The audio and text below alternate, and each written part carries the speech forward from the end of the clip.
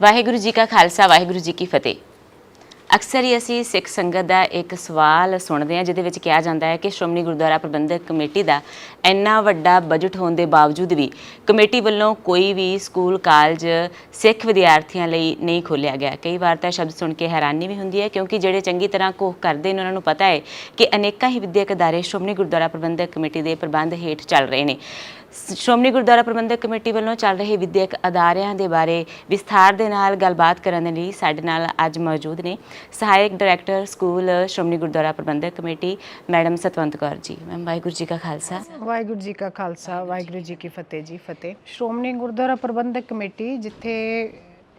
ਸਮੂਹ ਗੁਰਦੁਆਰੇ ਪ੍ਰਬੰਧ ਧਰਮ ਪ੍ਰਚਾਰ ਲਹਿਰਾਂ ਤੇ ਹੋਰ ਅਨੇਕਾਂ ਗੁਰਸਿੱਖੀ ਗੁਰਮਤ ਨਾਲ ਜੁੜੇ ਹੋਏ ਕਾਰਜ ਕਰਦੀ ਹੈ ਜੀ। ਉੱਥੇ ਪਿਛਲੇ ਕਾਫੀ ਸਮੇਂ ਤੋਂ, ਹੁਣ ਨਵਾਂ ਨਹੀਂ, ਪਿਛਲੇ ਕੁਝ ਸਾਲਾਂ ਤੋਂ, ਬਹੁਤ ਸਮੇਂ ਦੇ ਉੱਤੋਂ ਬਹੁਤ ਸਾਰੇ ਵਿਦਿਅਕ ਅਦਾਰੇ ਵੀ ਇਹ ਚਲਾ ਰਹੀ, ਜਿਹਦੇ ਵਿੱਚ ਬਹੁਤ ਸਾਰੇ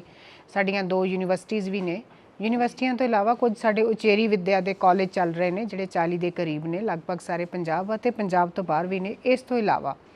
52 ਦੇ ਲਗਭਗ ਸਕੂਲ ਸ਼੍ਰੋਮਣੀ ਗੁਰਦੁਆਰਾ ਪ੍ਰਬੰਧਕ ਕਮੇਟੀ ਦੇ ਪ੍ਰਬੰਧ ਅਧੀਨ ਚੱਲ ਰਹੇ ਹੈ, ਜਿਹੜੇ ਕਿ ਕੁਝ ਸਰਕਾਰੀ ਗ੍ਰਾਂਟੀਨੇਡ ਸਕੂਲ ਨੇ, ਉਹਦੇ ਵਿੱਚੋਂ ਕੁਝ CBSE ਪੈਟਰਨ ਤੇ ਚੱਲ ਰਹੇ ਸਾਡੇ ਸਕੂਲਸ ਨੇ, ਕੁਝ ਪੰਜਾਬ ਸਕੂਲ ਸਿੱਖਿਆ ਬੋਰਡ ਨਾਲ ਲਿੰਕਡ ਜਿਹੜੇ ਆ ਪਬਲਿਕ ਸਕੂਲਸ ਨੇ, ਜਿਹੜੇ ਕਿ ਵੱਖ-ਵੱਖ ਖੇਤਰਾਂ ਦੇ ਵਿੱਚ ਵਿੱਦਿਆ ਦਾ ਚਾਨਣ ਵਿਦਿਆਰਥੀਆਂ ਨੂੰ ਵੰਡ ਰਹੇ ਆ। ਸੋ ਮੈਨੂੰ ਲੱਗਦਾ ਵੀ ਇਹ ਕਹਿਣਾ ਤਾਂ ਬਿਲਕੁਲ ਠੀਕ ਨਹੀਂ ਹੋਵੇਗਾ ਕਿ ਸ਼੍ਰੋਮਣੀ ਗੁਰਦੁਆਰਾ ਪ੍ਰਬੰਧਕ ਕਮੇਟੀ ਕੁਝ ਨਹੀਂ ਕਰ ਰਹੀ। ਹਾਂ ਠੀਕ ਹੈ, ਇਸ ਚੀਜ਼ ਨੂੰ ਹਾਈਲਾਈਟ ਕਿਤੇ ਕਰਨ ਵਿੱਚ ਸਾਡੇ ਕੋਲੋਂ ਕੋਈ ਕਮੀ ਪੇਸ਼ੀ ਕੋਈ ਹੋ ਸਕਦੀ ਹੈ, ਕੋਈ ਰਹਿ ਸਕਦੀ ਹੈ, ਪਰ ਸ਼੍ਰੋਮਣੀ ਗੁਰਦੁਆਰਾ ਪ੍ਰਬੰਧਕ ਕਮੇਟੀ ਨਾ ਕੇਵਲ ਪੰਜਾਬ ਬਲਕਿ ਪੰਜਾਬ ਤੋਂ ਬਾਹਰਲੀਆਂ ਸਟੇਟਾਂ ਦੇ ਵਿੱਚ ਵੀ ਦਰਜਾ ਬਦਰਜਾ ਆਪਣੇ ਵਿਦਿਅਕ ਅਦਾਰੇ ਖੋਲ੍ਹ ਕੇ ਮੌਕੇ ਦੀ ਲੋੜ ਦੇ ਅਨੁਸਾਰ ਜਿਹੜੀ ਉੱਚ ਵਿੱਦਿਆ ਤੇ ਸਕੂਲੀ ਵਿੱਦਿਆ ਜਿਹੜੀ ਆ ਉਹ ਬਾਖੂਬੀ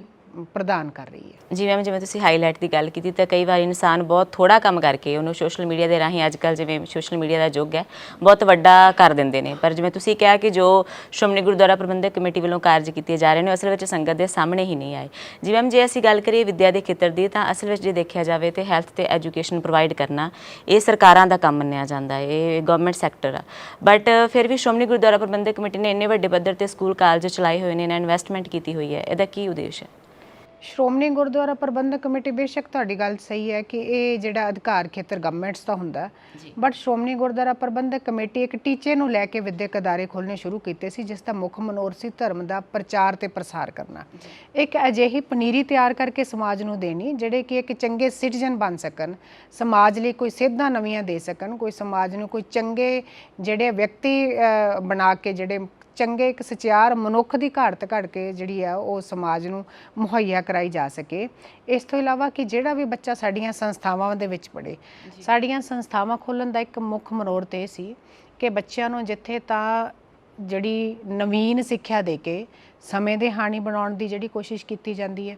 ਉਹਦੇ ਨਾਲ ਹੀ ਸ਼੍ਰੋਮਣੀ ਗੁਰਦੁਆਰਾ ਪ੍ਰਬੰਧਕ ਕਮੇਟੀ ਅਦਾਰੇ ਦਾ ਮੁੱਖ ਕਾਰਜ ਸੀਗਾ ਕਿ ਧਰਮ ਦੇ ਪ੍ਰਚਾਰ ਨੂੰ ਪ੍ਰਸਾਰਨਾ ਅਤੇ ਉਸ ਦੇ ਵਿੱਚ ਬੱਚੇ ਨੂੰ ਢਾਲਣਾ, ਬੱਚੇ ਦੇ ਜੀਵਨ ਨੂੰ ਸਿੱਖੀ ਸੰਸਕਾਰਾਂ ਦੇ ਅਨੁਸਾਰ ਢਾਲਣਾ, ਤਾਂ ਕਿ ਜਦੋਂ ਬੱਚਾ ਇੱਕ ਮੈਡੀਕਲ ਦਾ ਸਟੂਡੈਂਟ ਹੈ, ਚਾਹੇ ਕੋਈ ਕਮਰਸੀ ਬੱਚਾ ਹੈ, ਜਦੋਂ +2 ਕਰਕੇ ਜਾਂ ਸਾਡੀ ਕਾਲਜ ਦੇ ਵਿੱਚੋਂ ਕੋਈ ਵੱਡੀਆਂ ਡਿਗਰੀਆਂ ਲੈ ਕੇ ਬਾਹਰ ਨਿਕਲੇ ਤਾਂ ਉਹ ਇੱਕ ਚੰਗਾ ਇੱਕ ਸਿੱਖ ਵਿਦਵਾਨ ਦੀ ਜਿਹੜੀ ਹੈ ਉਹ ਅਸੀਂ ਇੱਕ ਤਿਆਰ ਕਰਕੇ ਟੀਮ ਸਮਾਜ ਨੂੰ ਦਈਏ, ਜਿਹੜੀ ਆਪਣੇ ਸੰਸਕਾਰਾਂ, ਆਪਣੀ ਸਿੱਖੀ ਦੇ ਵਿੱਚ ਵੀ ਪੂਰੀ ਹੋਵੇ ਤੇ ਉਹ ਸਮੇਂ ਦੀ ਹਾਣੀ ਵੀ ਹੋਵੇ ਤੇ ਉਹਦਾ ਜਿਹੜਾ ਸਿੱਖਿਆ ਦਾ ਮਿਆਰ ਹੈ ਉਹ ਵੀ ਉੱਚਾ ਤੇ ਸੁੱਚਾ ਹੋਵੇ। ਇਹ ਮੋਟਿਵ ਸੀ ਸ਼੍ਰੋਮਣੀ ਗੁਰਦੁਆਰਾ ਪ੍ਰਬੰਧਕ ਕਮੇਟੀ ਦਾ ਵਿਦਿਅਕ ਅਦਾਰੇ ਖੋਲ੍ਹਣ ਦਾ। ਸੋ ਸਾਡੇ ਵਿਦਿਅਕ ਅਦਾਰਿਆਂ ਦੀ ਆਇਡੈਂਟੀਟੀ ਵੀ ਮੈਂ ਸਮਝਦੀ ਇਹੀ ਹੈ ਕਿ ਜਿੱਥੇ ਅਸੀਂ ਜਿਹੜਾ ਪ੍ਰਚਲਿਤ ਬੋਰਡ ਵੱਲੋਂ ਸਿਲੇਬਸ ਹੈ, ਚਾਹੇ ਉਹ CBSE ਹੈ, ਚਾਹੇ ਉਹ ਜਿਹੜਾ ਪੰਜਾਬ ਸਕੂਲ ਐਜੂਕੇਸ਼ਨ ਬੋਰਡ ਦਾ ਹੈ, ਜਿੱਥੇ ਅਸੀਂ ਆਪਣੇ ਸਕੂਲਾਂ ਦੇ ਵਿੱਚ ਵਿਦਿਆਰਥੀਆਂ ਨੂੰ ਉਹ ਸਿਲੇਬਸ ਜਿਹੜਾ ਉਹ ਕਰਵਾਉਂਦੇ ਹਾਂ, ਬੋਰਡ ਦੇ ਵਿੱਚ ਚੰਗੀਆਂ ਮੱਲਾਂ ਵੀ ਸਾਡੇ ਵਿਦਿਆਰਥੀ ਜਿਹੜੀਆਂ ਉਹ ਲੈ ਕੇ ਪਾਸ, ਚੰਗੀਆਂ ਪੋਜੀਸ਼ਨਾਂ ਤੋਂ ਪਾਸ ਹੁੰਦੇ ਨੇ, ਮੈਰਿਟ ਦੇ ਵਿੱਚ ਵੀ ਆਉਂਦੇ ਨੇ, ਡਿਸਟਿੰਕਸ਼ਨਸ ਵੀ ਮਿਲਦੀਆਂ ਨੇ ਵਿਦਿਆਰਥੀਆਂ ਨੂੰ।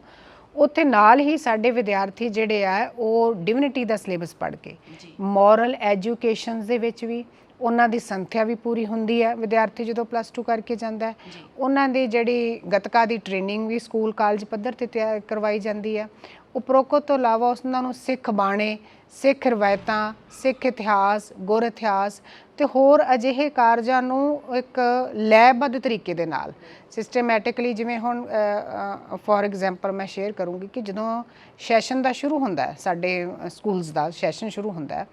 ਤਾਂ ਸ਼ੁਰੂ ਦੇ ਵਿੱਚ ਵੀ ਜਿਵੇਂ ਅਸੀਂ ਬਾਕੀ ਸਬਜੈਕਟਸ ਦਾ ਸਿਲੇਬਸ ਜਿਹੜਾ ਸੈਂਟਰਲਾਈਜ਼ਡ ਕਰਦੇ ਹਾਂ as per the norms of board, ਉਵੇਂ ਉੱਥੇ ਹੀ ਅਸੀਂ ਨਾਲ ਹੀ ਡਿਵਿਨਿਟੀ ਦਾ ਸਿਲੇਬਸ ਵੀ ਸੈਂਟਰਲਾਈਜ਼ਡ ਕਰਦੇ ਹਾਂ। ਪਲੱਸ ਸਾਡਾ ਇੱਕ ਅਕੈਡਮਿਕ ਕੈਲੰਡਰ ਹੁੰਦਾ ਹੈ ਜਿਹੜਾ ਕਿ ਸਮੂਹ ਸਕੂਲਾਂ ਨੂੰ ਸੈਂਟਰਲਾਈਜ਼ਡ ਸ਼ੇਅਰ ਕਰ ਦਿੱਤਾ ਜਾਂਦਾ। ਉਹਦੇ ਵਿੱਚ ਹਰ ਆਉਣ ਵਾਲੇ ਦਿਹਾੜੇ ਦੀ ਐਕਟੀਵਿਟੀ ਨੂੰ ਮੈਂਡੇਟਰੀ ਰੱਖਿਆ ਜਾਂਦਾ ਹੈ ਕਿ ਮੰਨ ਲਓ ਕਿਸੇ ਗੁਰੂ ਸਾਹਿਬਾਨ ਜੀ ਦਾ ਜਿਹੜਾ ਗੁਰਪੁਰਬ ਆ ਗਿਆ, ਜਾਂ ਹੁਣ ਅਜੋਕੇ ਸਮੇਂ ਦੇ ਵਿੱਚ ਅਸੀਂ ਹੁਣ ਸ਼ਤਾਬਦੀਆਂ ਮਨਾ ਕੇ ਹਟੇ ਹਾਂ, ਜਾਂ ਦਸੰਬਰ ਦੇ ਮਹੀਨੇ ਵਿੱਚ ਸ਼ਹੀਦੀ ਪੰਦਰਵਾੜਾ ਆਉਂਦਾ, ਜਾਂ ਵਿਸਾਖੀ ਦਾ ਦਿਹਾੜਾ ਆਉਂਦਾ, ਜਾਂ ਬੰਦੀ ਛੋੜ ਦਿਵਸ ਆਉਂਦਾ, ਤਾਂ ਉਹਨਾਂ ਸਾਰਿਆਂ ਬੱਚਿਆਂ ਨੂੰ ਇਸ ਤਰੀਕੇ ਦੇ ਨਾਲ ਅਸੀਂ ਵਿੱਦਿਆ ਦੇ ਨਾਲ ਕੋਰਿਲੇਟ ਕਰਕੇ ਇਹ ਜਿਹੜੀਆਂ ਐਕਟੀਵਿਟੀਜ਼ ਕਰਾਈਆਂ ਜਾਂਦੀਆਂ ਕਿ ਸਹਿਜ ਹੀ ਸੁਭਾਵਿਕ ਅਵਸਥਾ ਵਿੱਚ ਕਿਤਾਬਾਂ ਪੜ੍ਹਦਾ ਬੱਚਾ ਇਹਨਾਂ ਜਿਹੜੀਆਂ ਸਾਡੀਆਂ ਗੁਰ ਇਤਿਹਾਸ ਤੇ ਸਿੱਖ ਇਤਿਹਾਸ ਤੋਂ ਵੀ ਸਹਿਜੇ ਹੀ ਜਾਣੂ ਹੋ ਜਾਂਦਾ। ਸੋ ਇਹ ਇੱਕ ਮੋਟਿਵ ਸੀ, ਇਹ ਸਾਡੀ ਆਇਡੈਂਟੀਟੀ ਹੈ ਸਾਡੀਆਂ ਸੰਸਥਾਵਾਂ ਦੀ, ਜਿਹੜੀਆਂ ਬਾਕੀ ਸੰਸਥਾਵਾਂ ਨਾਲੋਂ ਸਾਨੂੰ ਵੱਖਰੇਵਾਂ ਕਰਦੀ ਹੈ। ਜੀ ਜੇ ਮੈਮ, ਜੇ ਹੁਣ ਅਸੀਂ ਅੰਮ੍ਰਿਤਧਾਰੀ ਸਟੂਡੈਂਟਸ ਦੀ ਗੱਲ ਕਰ ਲਈਏ, ਜਿਹੜੇ ਵਿਦਿਆਰਥੀਆਂ ਨੇ ਅੰਮ੍ਰਿਤ ਛਕਿਆ ਹੋਇਆ ਹੈ, ਤਾਂ ਉਹਨਾਂ ਵਾਸਤੇ ਕੁਝ ਖਾਸ ਸਹੂਲਤਾਵਾਂ ਜਾਂ ਕੋਈ ਵਜ਼ੀਫੇ ਦੀ ਸਹੂਲਤ ਪ੍ਰੋਵਾਈਡ ਕੀਤੀ ਜਾਂਦੀ ਹੈ? ਬਿਲਕੁਲ, ਸ਼੍ਰੋਮਣੀ ਗੁਰਦੁਆਰਾ ਪ੍ਰਬੰਧਕ ਕਮੇਟੀ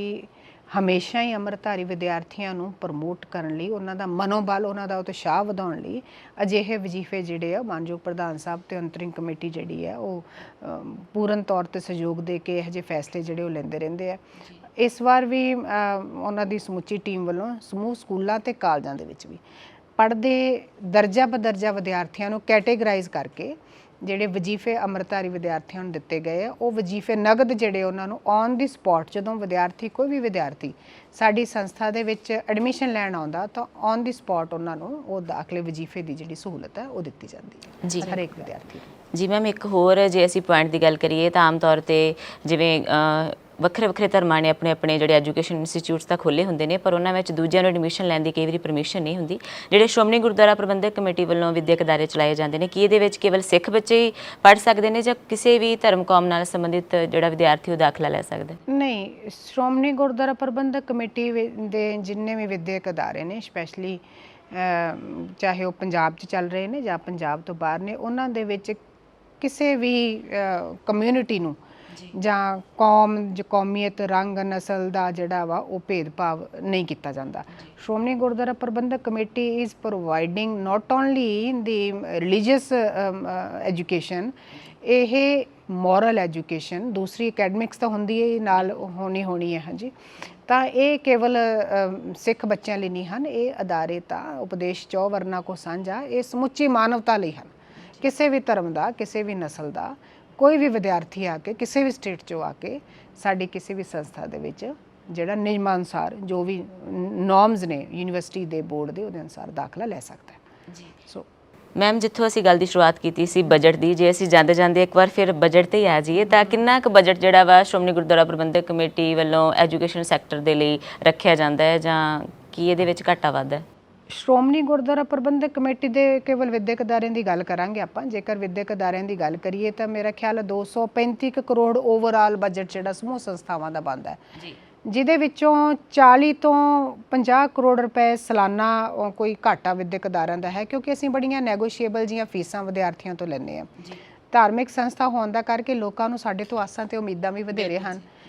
ਤੇ ਸਾਡਾ ਇਹ ਜਿਹੜਾ ਘਾਟਾ ਹੈ, ਇਹ ਸਮੁੱਚਾ ਜਿਹੜਾ 40-50 ਕਰੋੜ ਰੁਪਏ ਸਾਲਾਨਾ ਘਾਟਾ ਹੈ, ਇਹ ਸ਼੍ਰੋਮਣੀ ਗੁਰਦੁਆਰਾ ਪ੍ਰਬੰਧਕ ਕਮੇਟੀ ਸਾਨੂੰ ਦਿੰਦੀ ਹੈ। ਉਹਦੇ ਲਈ ਉਹਨਾਂ ਨੇ ਕੁਝ ਜੋ ਸ਼ੁਰੂ ਤੋਂ ਐਜ਼ ਪਰ ਐਕਟ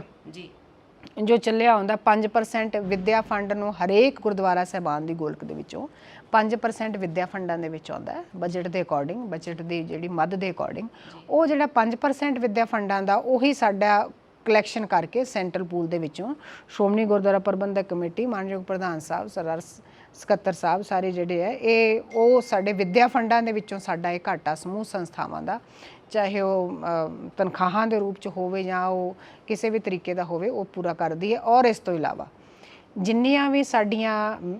ਜਿਹੜੀਆਂ ਬਿਲਡਿੰਗਸ ਨੇ, ਸਾਡੀਆਂ ਹੋਰ ਵੱਡੇ ਖਰਚੇ ਨੇ, ਮੰਨ ਲਓ ਖਾਲਸਾਈ ਖੇਡਾਂ ਕਰਵਾਉਣੀਆਂ ਨੇ ਓਵਰਆਲ ਸਕੂਲਸ ਦੀਆਂ, ਕਾਲਜਸ ਦੀਆਂ, ਜਾਂ ਜੋ ਵੀ ਹੈ, ਫੋਕਸਡ ਮੈਂ ਸਕੂਲਸ ਤੇ ਹੀ ਰਵਾਂਗੀ। ਤਾਂ ਇਹ ਸਾਰੇ ਜਿਹੜੇ ਸੈਂਟਰਲਾਈਜ਼ਡ ਖਰਚੇ ਨੇ, ਇਹ ਵੀ ਸ਼੍ਰੋਮਣੀ ਗੁਰਦੁਆਰਾ ਪ੍ਰਬੰਧਕ ਕਮੇਟੀ ਸਮੁੱਚੇ ਖਰਚੇ ਸ਼੍ਰੋਮਣੀ ਗੁਰਦੁਆਰਾ ਪ੍ਰਬੰਧਕ ਕਮੇਟੀ। ਔਰ ਸਭ ਤੋਂ ਵਿਸ਼ੇਸ਼ ਗੱਲ ਮੈਂ ਰਹਿ ਨਾ ਜਾਵਾਂ ਕਿ ਕਰੋਨਾ ਕਾਲ ਦਾ ਸਮਾਂ ਰਿਹਾ, ਲਗਭਗ 1.5 ਸਾਲ ਸਾਡੀਆਂ ਸੰਸਥਾਵਾਂ ਬੰਦ ਵਰਗੀਆਂ ਰਹੀਆਂ, 1.5 ਤੋਂ 2 ਸਾਲ ਹੀ ਕਹਿ ਸਕਦੇ ਆਪਾਂ।